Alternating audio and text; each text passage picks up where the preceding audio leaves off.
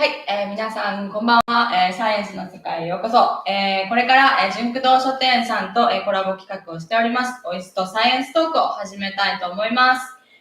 本シリーズの第3弾目となります。私は、モデレーターを務めております、工藤美也子と申します。よろしくお願いします。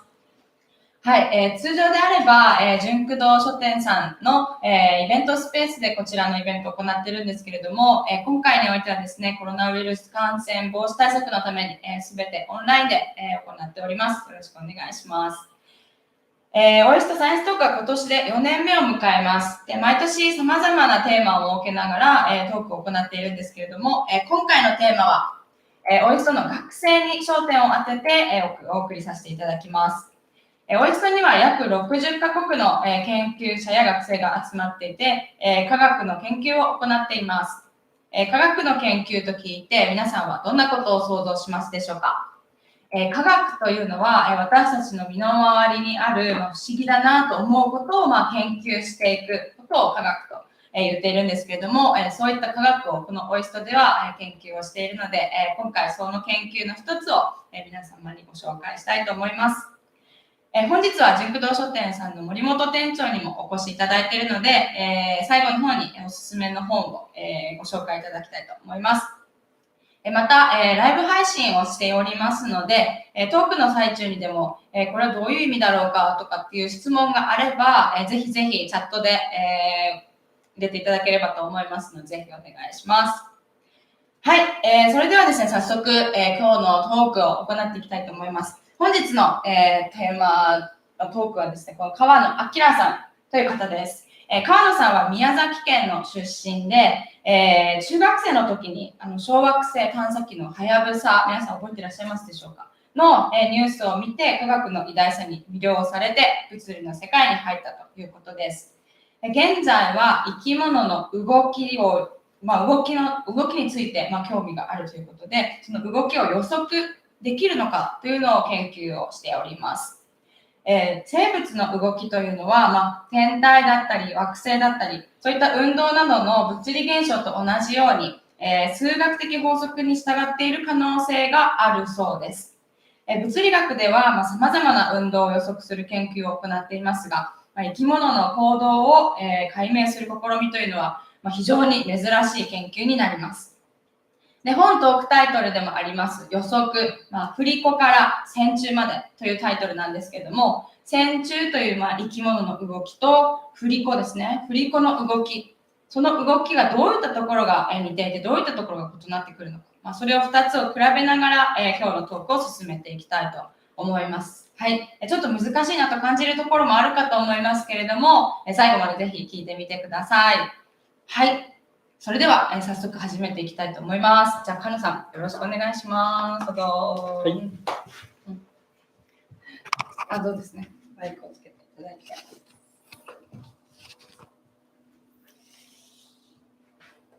はい。それでは、オイストの川野が、動きを予測する振り子から線虫までと題して、サイエンストークをさせてもらいます。よろしくお願いします。お願いします。最初に簡単に自己紹介をしたいと思います。工藤さんが、紹介してくれたように、僕は中学生の時に、小惑星探査機はやぶさが小惑星糸川からサンプルを持ち帰ったというニュースを聞いて、とても驚き、またはやぶさに関する本を読んで、科学技術の力でこんなこともできるのかと感銘を受けて、僕も将来科学技術に携わる仕事がしたいと思って思うようになりました。そこで僕は高専というちょっと変わった高校に行きました。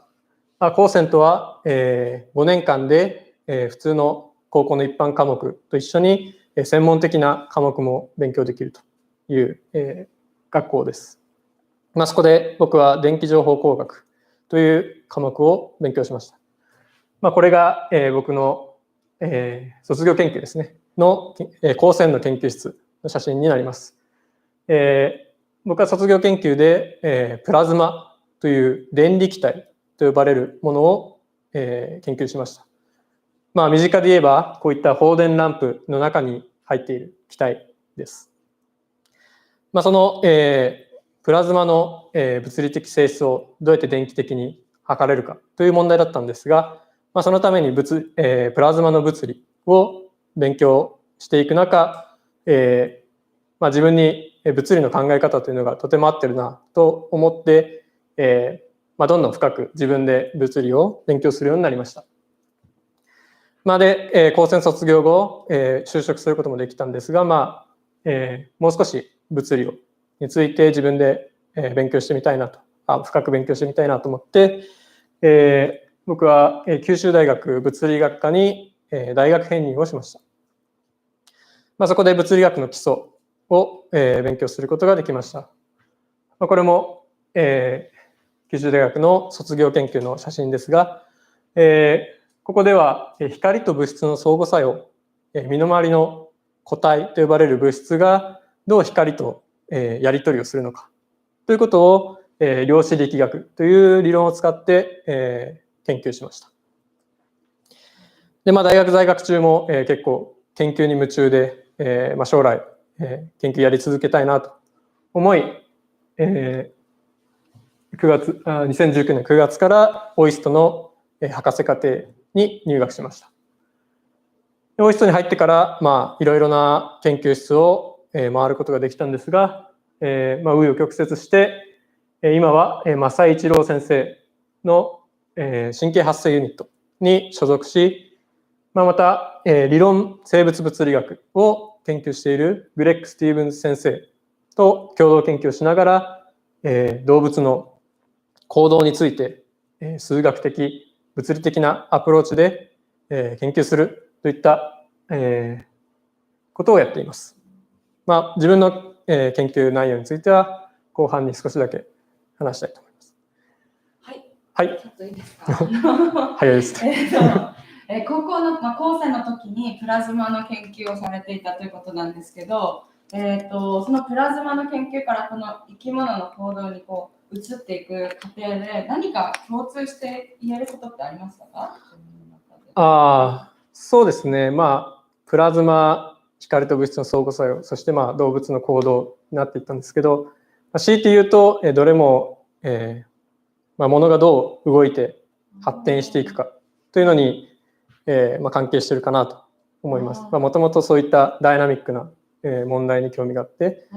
でそれが今回のトピックにもつながります。なるほど、動きというところでつなげていったんですね。そうですね。動きというものにどういう法則があるのかというのに興味があって。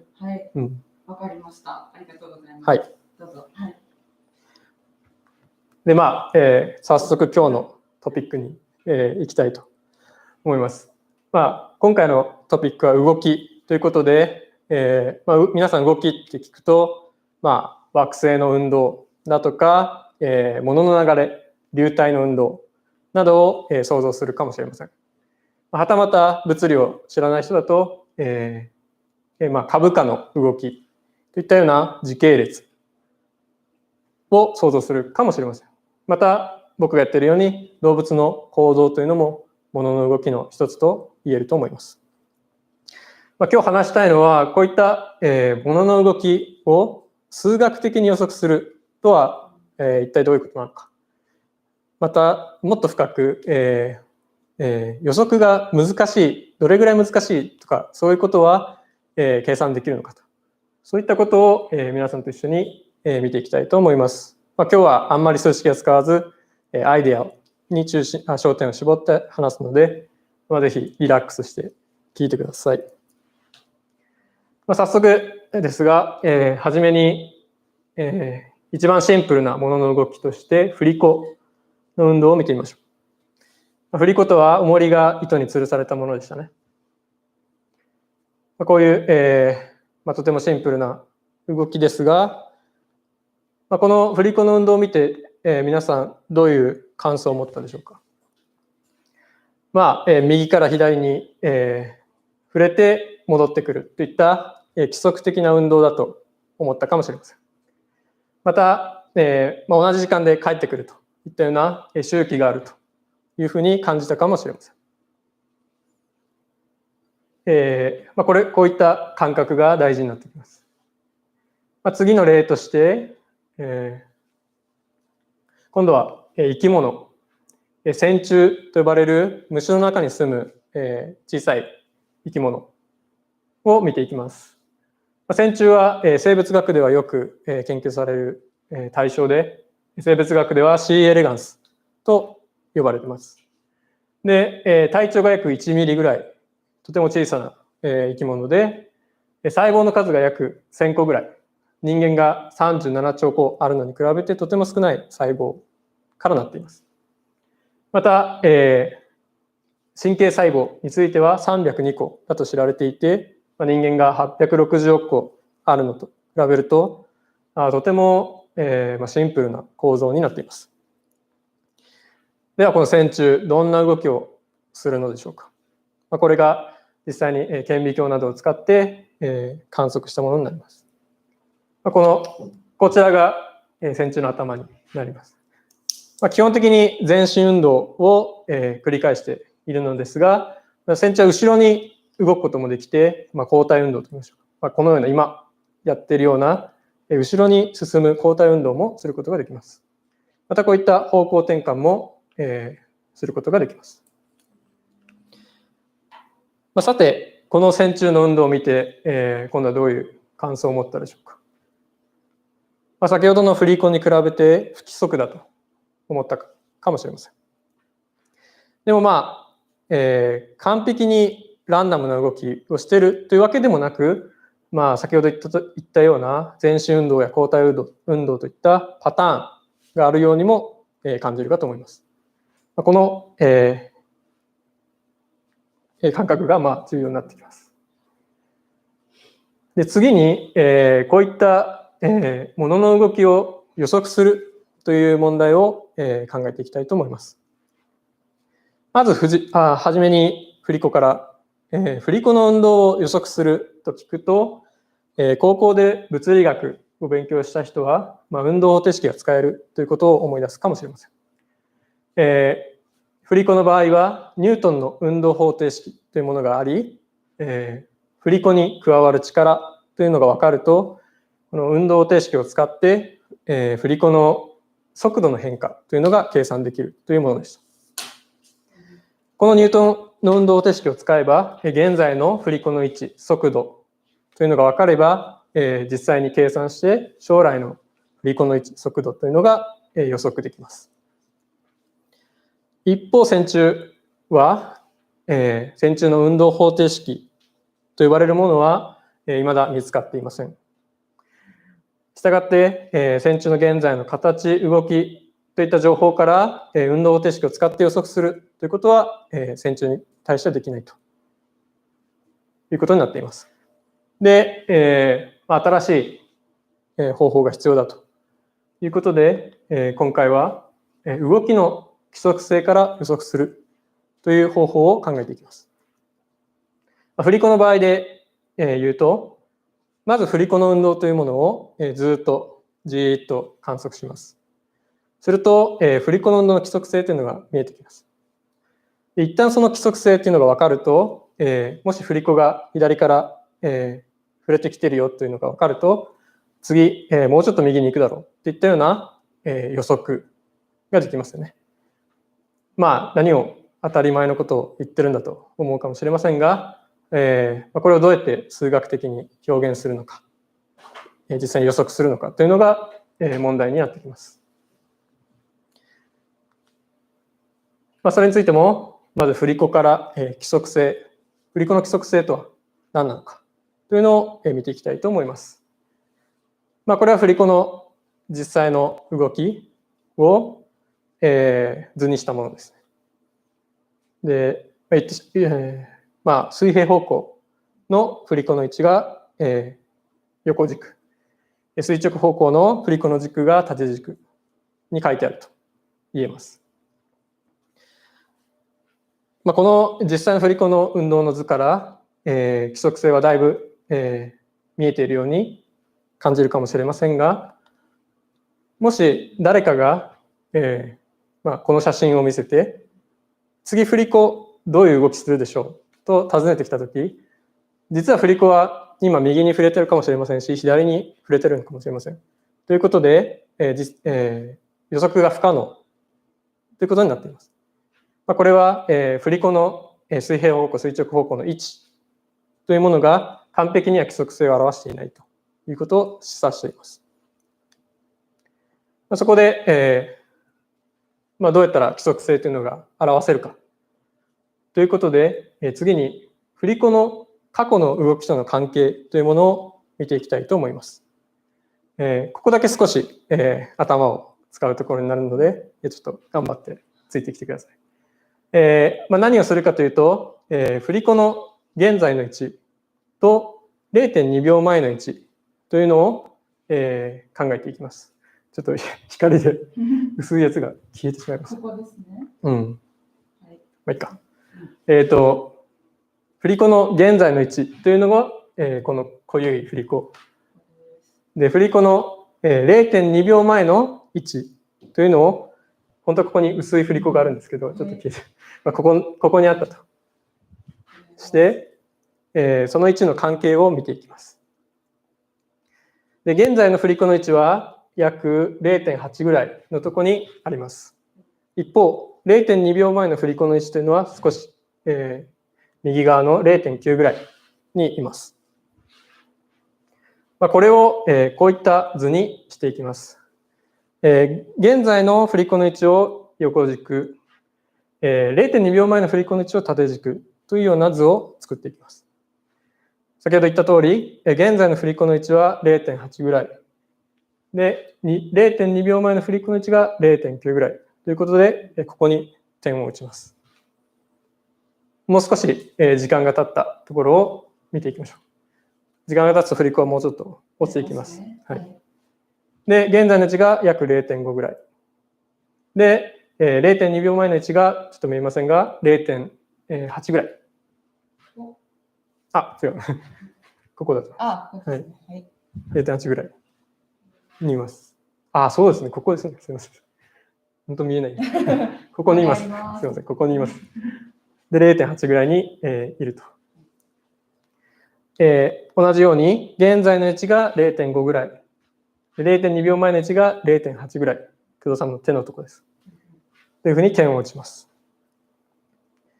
もう少し時間が経つと、もうちょっと左に、触れていきます。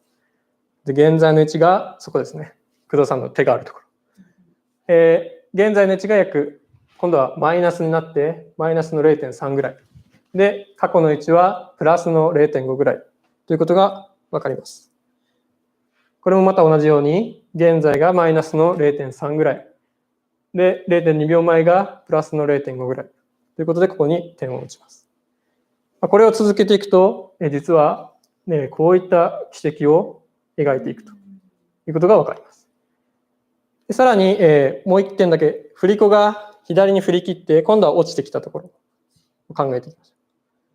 う。で、現在がマイナスの 0.3 ぐらい。で、0.2 秒前がここですね。はい。マイナスの 0.8 ぐらいにいたとします。その時も同じように、現在が、マイナスの 0.3 ぐらい。そうですね。で、過去がマイナスの 0.8 ぐらい。というふうに、ここに、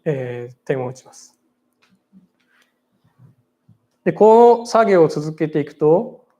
実は、振り子の運動というのは、この新しい図では、こういったラグビーボールのような、軌跡の上を、動いていくことがわかります。もっと重要なのは、この軌跡の上を、半時計回りに回り続けるということです。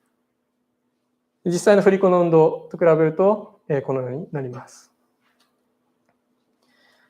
で、さっきと同じように、この写真の次の運動を予測しようと考えたとき、現在はこの半時計に回るという、規則が分かってますので、完璧に、こちら側に動くだろうといった予測ができると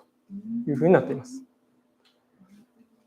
これは何を言っているのかというと、振り子の過去の一点の位置の情報を知ることで予測が可能になったと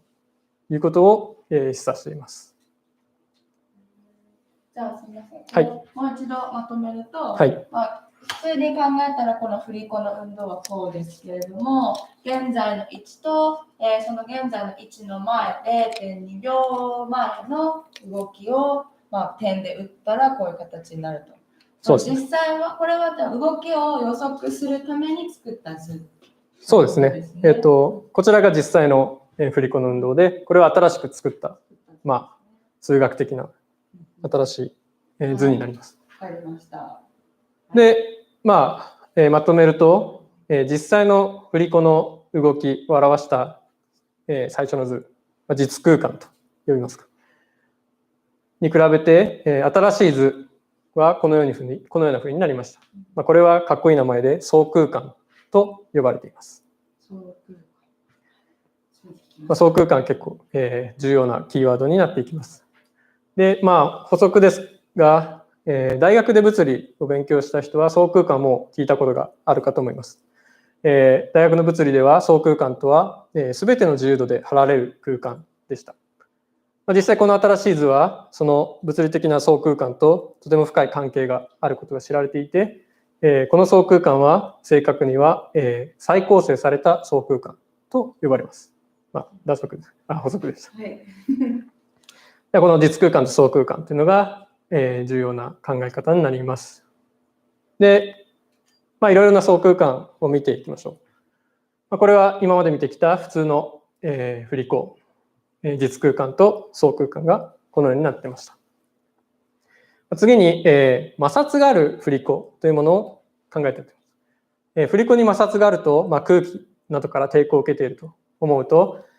初めは、こうやって大きな振幅を持ってますが、だんだん振れ幅が小さくなって、最終的には止まっていくというような運動になります。この時相空間を見てみると、ただのラグビーボールではなく、今度は渦巻きを描いて真ん中に近づいていくような、奇跡を見せます。これは、摩擦があるかないかで、相空間にこういう違いが出てくるということです。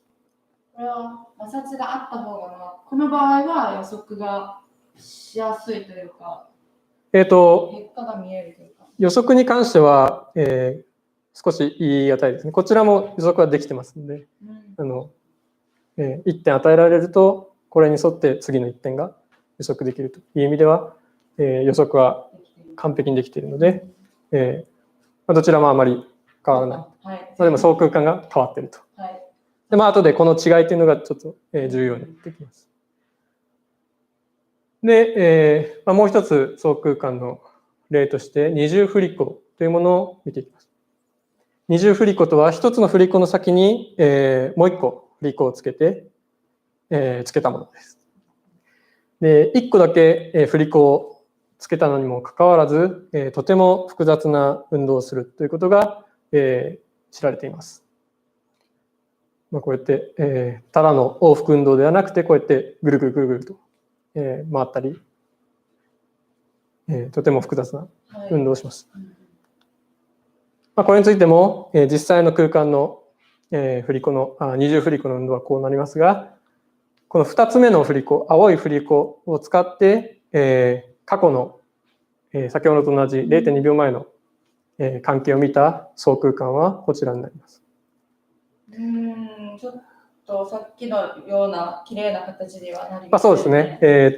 パターンはちょっとパターン見えてはきているのですが、一つの振り子に比べると、複雑な形をしています。この違いは何から来るかというと、実は相空間というのは2次元だけではなく、3次元だったり4次元だったり、もっと高次元だったりすることもあります。ざっくり言うと、それはものの複雑さによっています。で、この二重振り子の場合は、相空間は4次元だと、分かります。で、その4次元をギュッと2次元で見たため、このように奇跡が交わって複雑に見えてしまいます。数学的に言うと4次元ということですよね。あまり複雑に考えずに。実空間とは全く違うものなので、実際の空間ではないと。これはあくまで数学的に便利な空間であって、そのため高次元でもいいというふうに考えてください。はい。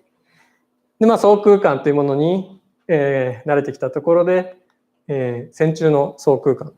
というものに、見ていきたいと思います。これは、グレック先生の研究室の先輩とグレック先生が、昨年9月に出版した論文で、今まで見てきた相空間のアイデアを使って線虫の、行動を解析したという論文になります。実際この論文で、どうやって線虫の相空間を、作ったのかというのを簡単に説明したいと思います。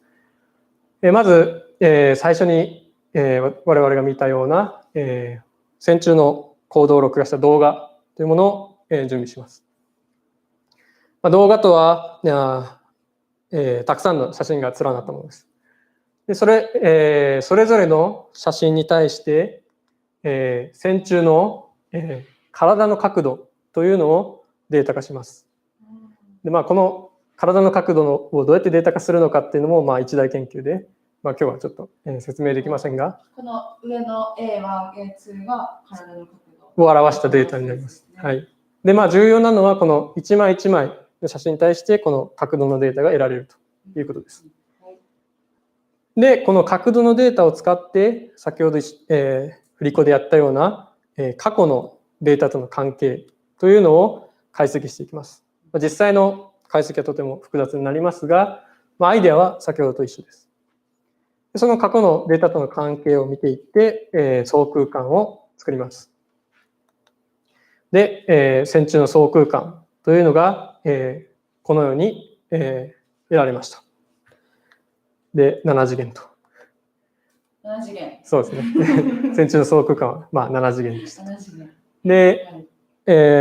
この線虫の相空間を解析してみると、まずこの2次元にこのような特徴的な赤色のリングのパターンがありますが、実はこの赤色のリングのパターンは、線虫の全身運動、一緒に見たような全身運動のパターンを表しているということが後に分かりました。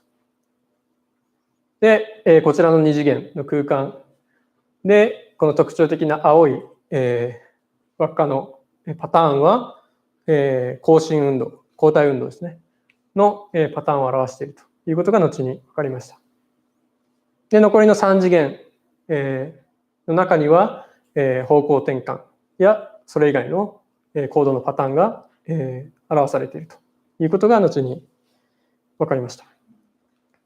すみません、はい、一番左のこの全身運動が大きくなっているところは、同じところを回っている軌跡なんですか？それとも本当に同じ速度とか同じ、場所、同じ距離を歩いて濃くなってるんですか？この色はその速度に関係してますけど、このパターン、相空間のパターンっていうのは、先ほどの解析を思い出すと、単純に体の角度のデータだけから来ているので、線虫がどこにいるのかというのは、入っています。ここは入っていない。そうですね。全身かどうかという。そうですね。形がどういう形をしてたかっていうのでまとめる。そうですね。そうですね。体の形の動き方が全身運動の、体の動き方と一致していると。そうです。はい、わかりました。ありがとうございます。で、実際にパターンが分かったので、この相空間を使って行動を予測するということも、行われました。で、この縦軸が、予測がどれぐらいできたかというのを表しているのですが、大体この動画でいう20フレームぐらい、時間でいうと1、2秒ぐらいの行動をこの相空間を使って予測するということができました。で、そうですね。で、この、パターンを見つけるとか、予測するというだけではなくて、この線虫の相空間を使って、その他のいろいろな解析も、行われました。例えば、線虫の行動にどういう保存則があるのか、例えばエネルギー保存則、そういったものがどれだけ破れているのか、そういったことも、解析されました。また、それぞれの、行動がどれだけ安定性を持っているのかというのも、解析することができました。また、実際に予測をするというだけでなくて、予測がどれだけ難しいのかといった予測可能性の解析も行われました。これについて少しこの後一緒に見ていきたいと思います。で、打足になるのですが、物の動きを予測する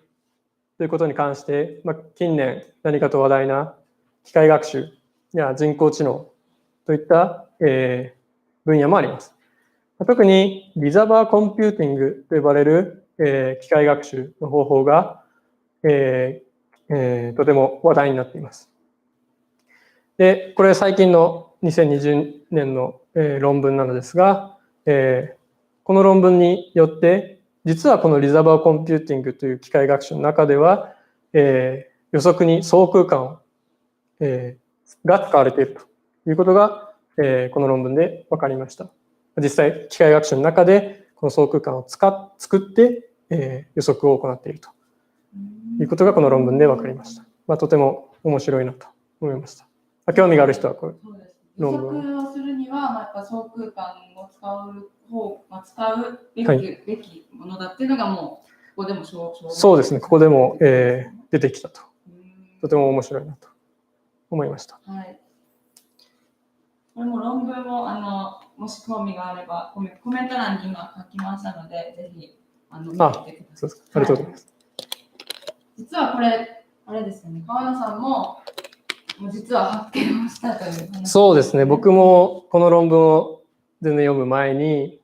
ちょっと機械学習を使う研究をしてたんですけど、その時に実際こういった相空間の再構成、相空間を作るという過程が入っているということに気づいて、とても驚いて、研究室で驚いたんですけど、はい、もうこの人たちは知っていたと。ちょっと同じぐらいにもしかしたら知ってたかもしれない。そうですね。でもとても面白いなと思いましたね。こういった人工知能の中でもこういうことが行われているということで、もしかしたら僕たちの脳の中でもこういったことが使われているかもしれないということを示唆しています。はい、で、次のトピックとして、予測可能性というものを、見ていきます。とてもちょっと難しそうに思うかもしれませんが、簡単に話していきます。はじめに、予測可能性というのはとても複雑な話題で、予測が難しい要因としてはいろいろなものがあります。例えばノイズがあるとか、我々の観測にノイズがある場合もあるし、動きにノイズがあると、雑音みたいなのがあると。そのために予測が難しかったり、我々の情報が足りないから予測が難しいと。そういったこともあります。でも今回話したいのは予測可能性がものの複雑さから来ている。そしてカオスというものから、来ているということを、一緒に見ていきたいと思います。で、カオスを、インターネットで検索してみると、いろいろな Wikipedia ページが出てきます。初めのページではカオス、混沌、区別が立たず物事が入り混じっている状態、物事が無秩序でまとまっていない状態とあります。これは僕たちが日常的に使うカオスの意味だと思います。はたまた違うページでは、カオスとはギリシア神話における原初の神であるという、意味深な、興味深いページが出てきます。また違うページではカオス理論というページがあって、これが僕が話していきたいカオスになります。重要なところはここでちょっと読んでみます。初期値敏感性ゆえにある時点における無限の精度の情報が必要であるゆえ、数値計算の誤差によっても得られる値と真の値とのズレが増幅されると。そのため予測が事実上不可能という意味であると。何を言ってるんだという感じですが、はい、そうです。一番重要なのが、初期値敏感性ゆえに、予測が不可能と。それがカオスであるということが重要です。で、初期値敏感性というのが、難しく感じるかもしれませんが、実はアイデアは簡単で、振り子の場合で考えていきましょう。初期値というのは、運動が始まる時の状態のことで、振り子の場合で言うと、どこで振り子を離すかということが、初期値の問題になります。で、初期値敏感性というのは、その物の動きというのが、その初期値、初めの状態に対してどれだけ敏感なのか、どれだけ影響を受けるのかということをという性質です。例えばあれですかね、ボーリングをするときに、もう毎回同じフォームで投げてるけど全然違うっていうときは、その下の油の量だったりとかそういうのが違ったりとか、そういう最初の条件で全然どこに行くか分からないっていうまさにそうです。イメージですか。だからボーリングが上手くないのはカオスのせいです。はい。で、初期値敏感性をどうやって見ていけばいいかというと、振り子の場合で言ったら、初めの場所なので、ここでした。で、ちょっと違う、初期値を考えてみましょうと。この赤い振り子は、赤い振り子に比べて初期値がちょっと違う。初めの場所が、離す場所がちょっと違うということを考えて、その後の運動がどう影響されるのかと、変わってくるのかというのを見ていけばいいということになります。実際この、2つの振り子の運動を相空間で、見てみると、このような運動になります。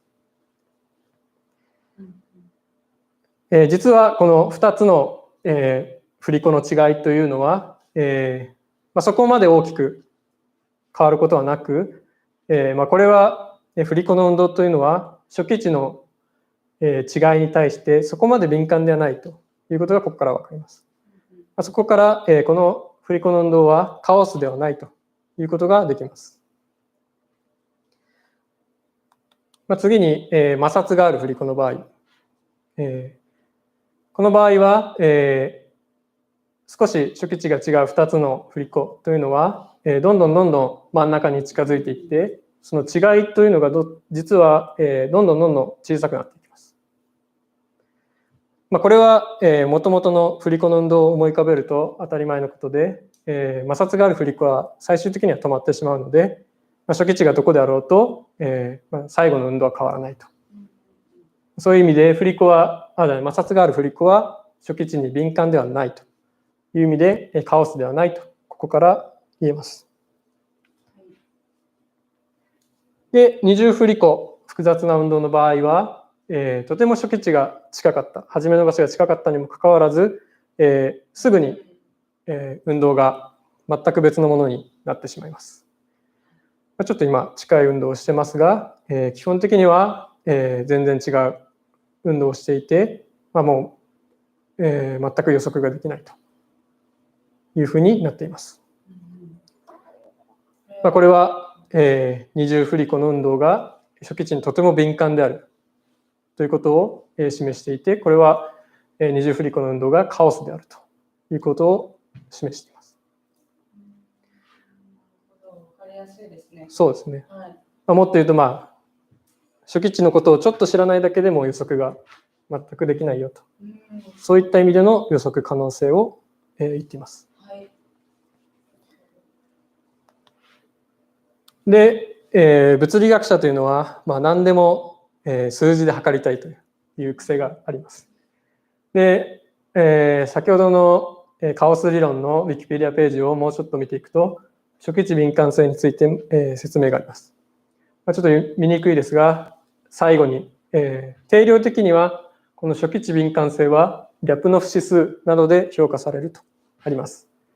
リャプノフ指数というのは、アイデアは簡単で、相空間において初めの位置、初期値がとても近い2つの動き、軌跡が時間によってどれだけ離れていくかというものを測ったものです。数学が得意な人のために言うと、最初の距離デルタ0というのが時間によってどう変わっていくのか、t というのは時間ですね。この距離っていうのが指数関数的にどれだけ増えていくのか、そしてその指数がラムダ t が時間で、この指数ラムダというのがリャプノフ指数になります。実際にこうやって計算することができます。簡単に言うとどれだけ早く、2つの軌跡が離れていくのかということを、計算しています。で実際の、先ほどの3つの例で、計算したものがこちらになります。摩擦がない振り子の場合は、リャプノフ指数は0と計算することができます。これは何を言っているかというと、軌跡の距離は変わらないということを言っています。一方、摩擦がある振り子は、今度は負の 0.3 という値が計算できます。これは何を言っているかというと、2つの軌跡が離れていくのではなく、近づいていっているよということ、距離がどんどん縮んでいるよということを表しています。で、二重振り子の場合は、正の 0.9 という値が計算できて、これは正であるので、実際に2つの軌跡がどんどん離れていくと。時間によって、離れていってしまうと。で、カオスというものを、実際に定量的に表しています。このリャプノフ指数が、正であった場合は、もう 0.01 とかそういった正の値を出したら、もうそれはすでにカオスと呼べるんですか？この数値、この 0.9 という数値は、そのカオスのその数値の中では大きいとか小さいとかそういうことを表すものではない。いや、そう思って大丈夫です。工藤さんがカオスの話をしすぎて物理学者みたいな質問をし始めてきたんですけどそうですね、先ほども言った通りこれは離れる速さと解釈することができて、実際にこれは時間の単位、時間の逆数の単位を持っている、離れる速さを表していて、値が大きければ大きいほど離れるのが速いと。で、カオスが強いというふうに言えます。また、工藤さんが言ったように、とても小さいリャプノフ指数だと、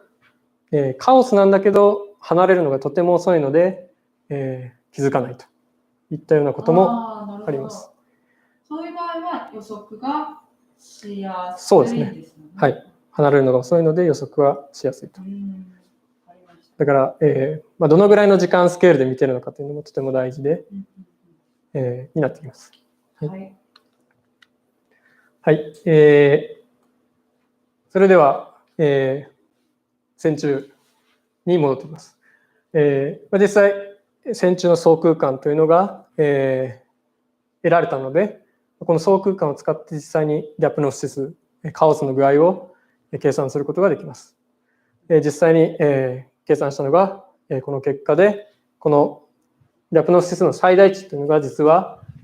カオスの判断には重要で、実際そのリャプノフ指数の値が 0.6 という正の値だったので、これは線虫の動きがカオスであると、初期値に敏感であるといったことを示しています。なんですけども、ちょっと今ここ色が薄くなってしまってますけど、ここに1個2個3、4、5、6、7、7本のこの色がついていると思うんです。これは何を表しているんですか？そうですね。それもいい質問で、ちょっと時間がなくてあまり話せませんが、実は7次元の相空間ではリャプノフ指数というものが7つ計算できます。で、そこにもいろいろな意味があるのですが、この結果で一番面白かったのは、このリャプノフ指数、7つのリャプノフ指数というのが、この線を対象に、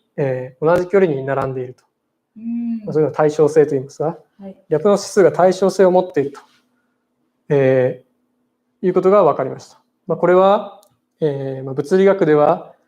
ハミルトニアンダイナミクスと呼ばれる、動きのなんていうんですか、グループが持つ性質だということが分かっていて、そこから線虫の動きがハミルトニアンダイナミクスで記述できる可能性があるということを示唆していて、僕たちはとても面白いなと思いましたが、多分工藤さんには分かりませ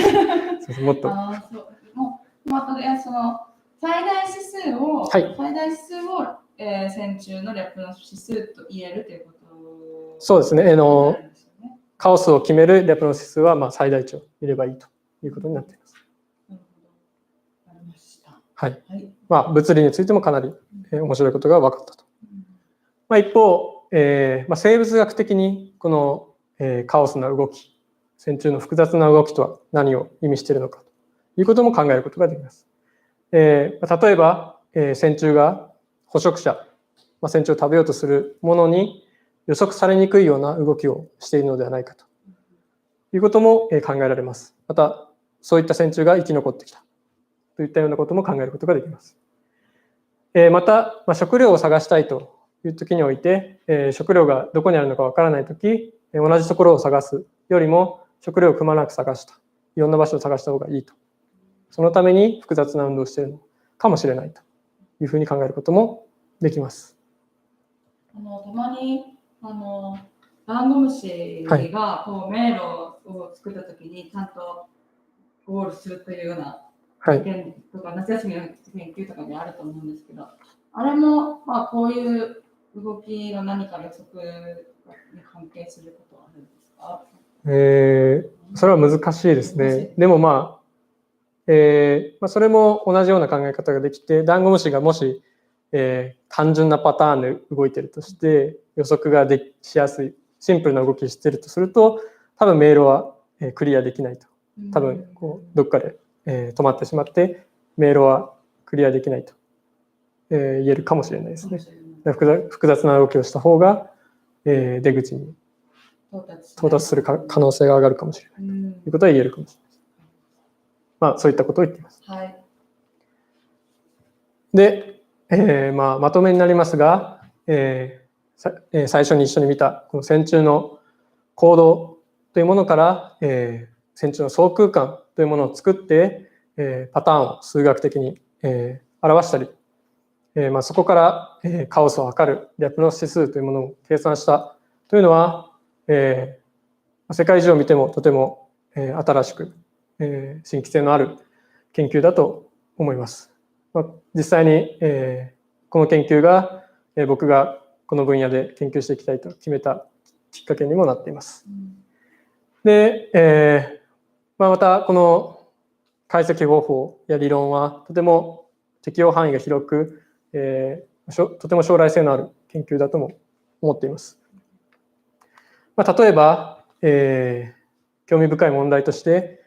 この行動の相空間というのが、神経活動とどういう関係を持っているのか。神経活動というと、脳の中の運動ですね。脳の活動ですね。どういった、関係を持っているのか。動物の行動というのが、脳の、制御によって動いていると思うと、何かしらの情報が組み込まれているだろうということが考えられます。もし神経活動と線虫の動物の行動の相空間に明らかな関係があれば、手術をして脳を調べることをせずに、行動の相空間から例えば脳の異常を検知したりとかいったような、医学的にとても重要な、ことが、分かるかもしれません。また、動物というのは、環境と相互作用、環境とやり取りをしながら行動をしています。例えば周りに食べ物があるのかないのかとか、周りに、仲間の動物がいるのかいないのかと、そういった環境の違いが相空間に影響を及ぼすということも考えられます。確かに私たち人間でもこう自分一人でいるときと、あとは友人たちといるときとっていう行動のパターンが変わってきます。そうですね。それと同じようなことが言えるかもしれない。そうですね。逆に言うと、その相空間を見て何かそういった環境のことが、環境の情報が逆に入ってくるかもしれない。言えるのかどうかということが、とても興味を持っています。で実際に、僕の博士課程の、研究としては、僕は動物の行動と社会性というものに、興味があります。多くの動物はグループを作って、共同的もしくは、秩序だった、行動運動を見せます。そういった、秩序だった運動というのが、それぞれの動物のどういった相互作用から来ているのかということに、興味があります。そういった問題に対して今まで見てきたような相空間などのアイデアを使って、研究していきたいというふうに思っています。まだ、研究を始めたばかりで、あまりお見せできませんが、いつか機会があれば、また話させていただきたいと思います。それでは、今日の、サイエンストークの内容は以上になります。で、純駆動とのコラボレーション企画ということで、本を紹介してくれと言われたので、2冊ほど紹介したいと思います。で、1冊目は、僕が、科学技術に興味を持ったきっかけであるはやぶさについての本です。はやぶさの大冒険という本で、とても面白い、分かりやすい本です。小中学生で、科学技術に興味があるという人は、読んでみたらいいかなと思います。また、今日話したような内容をもっと勉強してみたいという人は、この非線形ダイナミクスとカオスという、本がいいかなと思います。大学生なら読めるんじゃないかなと思います。元気のいい高校生でも、挑戦してみるといいかなと思います。はい。じゃあ、以上になります。はい、ありがとうございました。ありがとうございました。一つですね、質問が来てるんですけども、はい。線虫の水中運動も解析可能なのでしょうかと言います。非常にいい質問ですね。そうなってくると、解析可能です。同じように録画して、3D になってしまうかもしれないですけど、3D の録画ができれば同じような解析は可能だと思います。解析は、実際の解析は複雑になってしまいますけど、可能です。で、そうですね、水中になると動きは変わるかもしれないので、こういった相空間に違いが見られて、その関係を調べるというのは面白いかと思います。なるほど、そうですよね。水中と陸上ではちょっとまた動きが変わってくるので、そうですね。ラプナップ指数の、数値も変わってくる可能性ありますね。はい。なるほど。それは非常に面白いですね。わかりました。聞いちゃった。はい、他に今視聴されている方の中でご質問があれば、ちょっと時間も押してるんですけれども、何かあればコメントいただければと思います。どうでしょう。なかなか生き物の動きを予測するって最初に聞いたときに、線虫っていう生き物を、モデルにしてると思うんですけど、はい、いろんなところで出てきますよね、線虫って実験の時に。そうですね、生物学的には結構ずっと研究されてたモデル生物で、神経科学だとか、遺伝学とかでは、シンプルなんで構造が、よく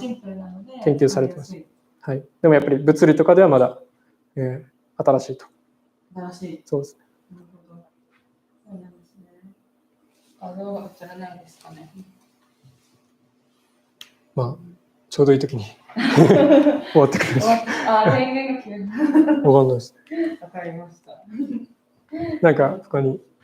てないですね。大丈夫ですか、皆さん。じゃあ、もう時間もあれなので、そうですね、最後に、お伺いしたいんです。来ました。7次元の小空間は線虫以外に見つかっていますか？とても面白い質問で、僕が知る限り、線虫が最初で、それ以外はまだ、論文にはなってないと思います。僕が知る限りで。で、7次元のってありましたが、7次元かどうか、他の動物では分かんないです。何次元になるか。なるほど。線虫だから7次元だったけれども、そうですね。他の例えばアリとかだったら、そうですね。広がる可能性もある。次元の決め方っていうのも結構、難しくて、興味がある人は、論文を見てみるといいかと思います。なんで7次元と分かったのか。なぜ7次元と分かったのか。どういう意味なのかと。7次元と聞いて、全然パッと浮かばない方もいると思うんですけど、なかなか、数学の世界で、こういった実験をやるのに使う次元ということですね。そうですね。はい、数学的に解析するための、空間だと思っていただける。わかりました。ありがとうございます。ちょっとこれでつなぎますね。はい。はい、大丈夫です。では、最後に、見ている方たちに対して、科学の道に進みたいとか、思ってこれ今やってらっしゃると思うんですけど、これから進んでみたい、そういう道に進んでみたいとか、何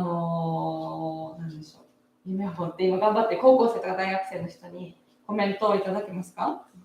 そうですね。意外と実際の研究の場でも、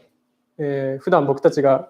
不思議に思っていてよくわからないことというのがとてもいい、研究の質問、課題になったり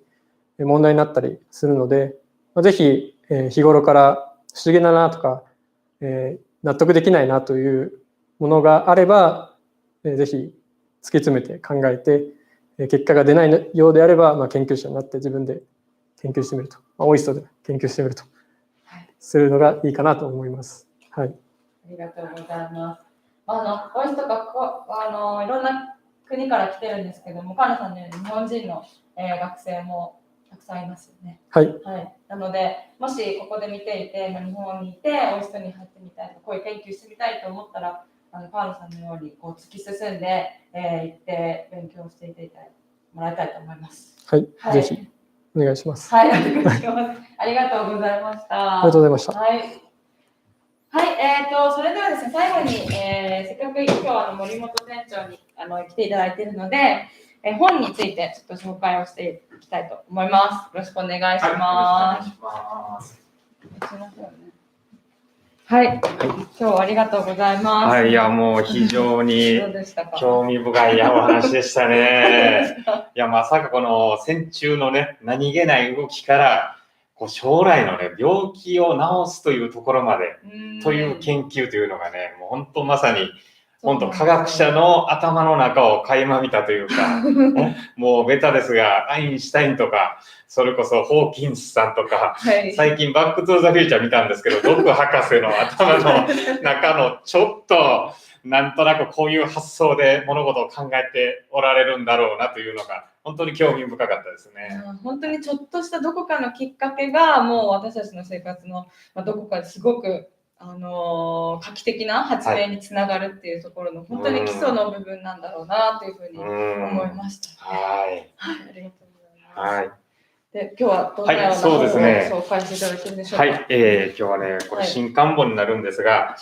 What is Life という本なんですが、生命とは何かというサブタイトルの一冊なんですが、ポール・ナースさんというイギリスのですね、ノーベル学者さん、イギリスではもう本当に有名な方のようなんですが、遺伝学者の方なんですよね。で、この方が生きているとはどういうことか、生きるとは、例えば自分がこれなぜこの世の中で生きてるんだろうという、本当にこれ人類の最大の疑問ですよね。僕もふとした時に考えることがあるんですけどね。なんででしょうか。で、それをこの先生は本当それこそ遺伝の、切り口から、あるいは細胞という切り口から、そして科学でいろんな科学的な知見からですね、生きているとは何だろうというのをこの一冊で紹介した本なんですよね。いわゆる最新の生物学というところになるんですが、非常に本当にね、この本面白い一冊です。なるほど。なんか心理的なとか哲学的なっていう本はちょっとあるかもしれないですけど、生物学的になぜ生きているのかっていうのがそうなんですよね。もう本当ね、工藤さんのお話の通り、精神世界系のね、生きるとはという本は本当に書店でも結構売れたりするんですけど、もう本当科学の理論からそういうこともね、一つ何かヒントがあるのかもと思いますので、ぜひ読んでいただきたいなと思います。はい、ありがとうございます。今日はもう一冊。もう一冊紹介するね。はい、この本もね、今すごい売れてる本なんですが、脳と心の仕組み入門ということで、先ほどね、このさんのお話もありましたが、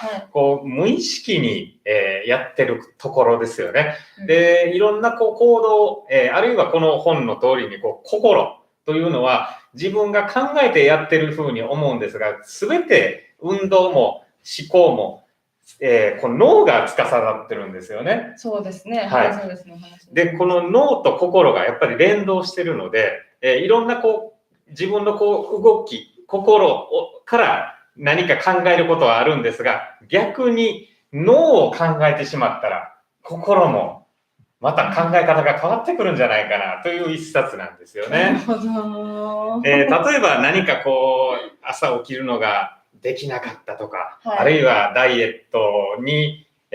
頑張ってやるぞって頑張ったんだけど、なぜか甘いものを食べてしまうとか、これは自身でこう心で考えてしまうんですけど、実は脳のどこかの部分が動かせてなかったとか、そういうこう考えさせられるような内容になってるんですよね。もうぜひこの本も面白い一冊になっているので、お勧めしたいなと思います。はい、ありがとうございます。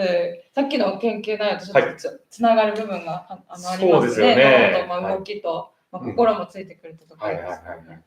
非常に興味ありがとうございました。じゃあぜひ皆さん書店にも足をお運びいただいて、こういった関連する本を見ていただければと思います。はい、ありがとうございました。どうもありがとうございました。はい、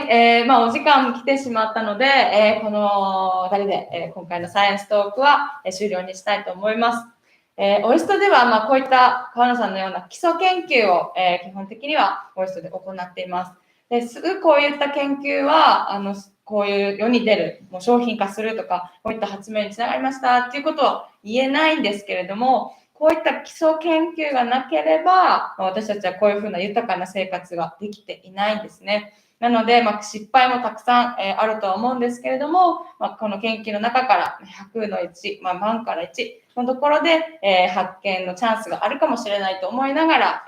これからもオイストでは研究を続けていきたいと思います。はい、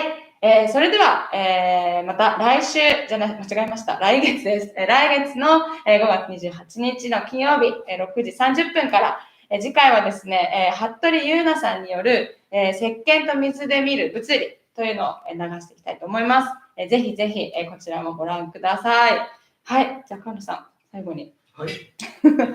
リラックスしてますね。はい、ではありがとうございました。さよなら。はい。